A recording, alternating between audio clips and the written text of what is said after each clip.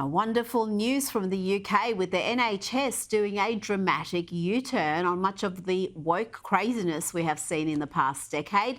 The hard left activism masquerading as inclusiveness. The UK Telegraph reports the NHS will crack down on transgender ideology in hospitals with terms like chest feeding set to be banned, referring to people who have ovaries rather than women will also be prohibited under the plans to ensure hospitals use clear language based on biological sex. Hallelujah. The new constitution will ban transgender women from being treated on single-sex female hospital wards to ensure women and girls receive privacy and protection in hospitals. Trans women and human rights activist Miranda Yardley joins me now. Miranda, the Health Secretary, Victoria Atkins, will announce these changes and more to the NHS constitution. Why do you think we are seeing such a departure from what has been instituted in recent years? And as a trans woman, do you feel victimised by any of these new measures? I think the reason for the rollback of these policies that we're seeing is just simply because in the world of reality, a position that is based upon reality always wins. This whole ideological concept of the trans woman exists solely to conceal the fact that someone is a man, and that all trans women are by default men. And it creates a massive clash of rights that we see with women. The erasure of language that we've seen, however, is quite interesting. In that what it does is it manipulates language to affirm this idea of transgender identities, and the erasure of language has really, over the last 10 years, it has been championed as much by and before women who become men, or ersatz men, as much as it has by the men who claim to be women. Now, we've got a group of some 130 MPs, peers, doctors, psychiatrists, academics also writing to the Prime Minister, Rishi Sunak. They've demanded a public inquiry into transgender ideology in schools and in the NHS. This is after the bombshell Cass report revealed the lack of evidence in transgender medical care. Is there much of an appetite for another inquiry or review of this nature in the UK? Is it likely to happen? Whether it happens or not, I don't know. This government is approaching the end of its life, and it does appear rather to be falling apart at the edges. I would say, however, that I believe that a public inquiry into how this ideology has taken grip of public institution, how it has infiltrated itself into schools and public places, and how it has led our institutions and our public figures to frankly embarrass themselves, making the most absurd statements you've ever seen in your life. As if you've ever seen the coverage around the rapist, the man Isla Bryson, who was convicted of rape and sexual assault against women and put into a woman's prison, and the inability of our politicians to describe a man as a man, it is quite astonishing. I'm glad that the inquiry is being called for. What I would always question here is why it's taken so many people so darn long to put their head up and say, and do the right thing and say, this is unfair. It's instrumentalizing children for the benefit of men.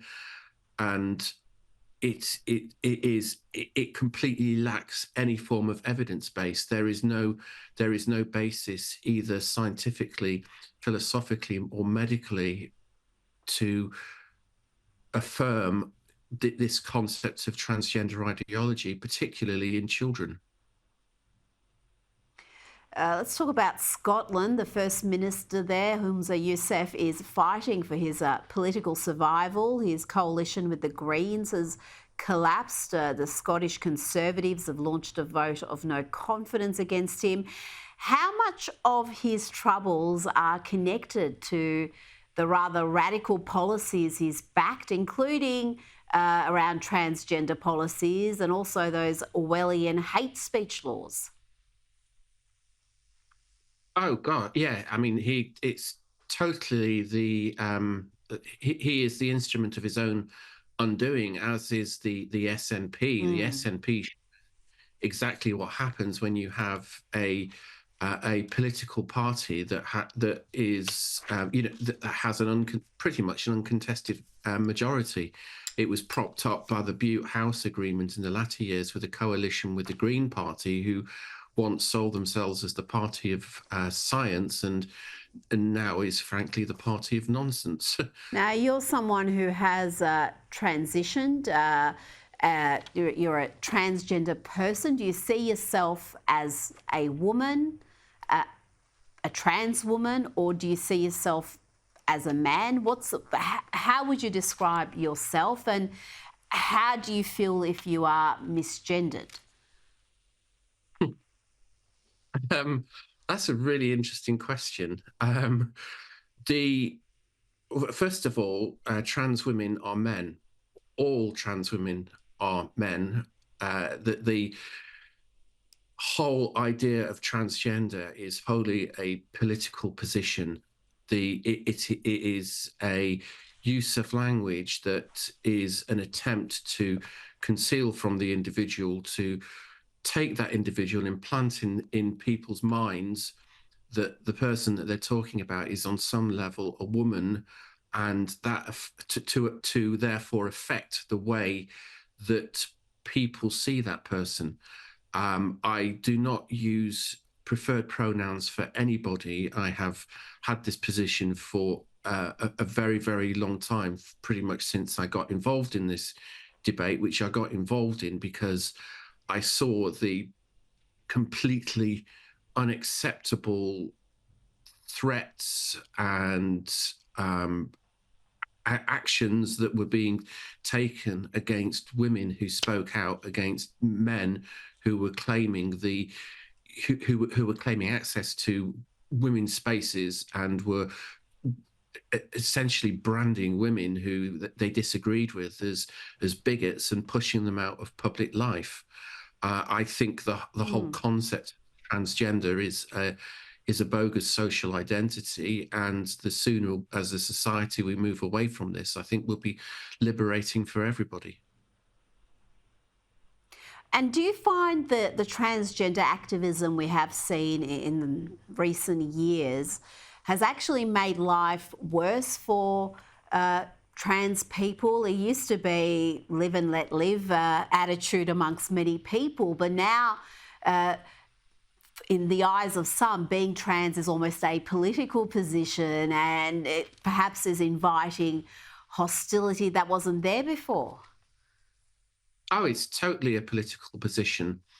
There was a situation, if you go back, if you go back a decade or more, that there was, I think, quite a lot of public sympathy for, your average man in the street. The public sympathy for people who claimed to be trans was there, and it was very much a live and let live attitude. But now now whatever trans is, we don't even know what it means, because anybody can be trans. Pretty much any useful idiot out there can be trans.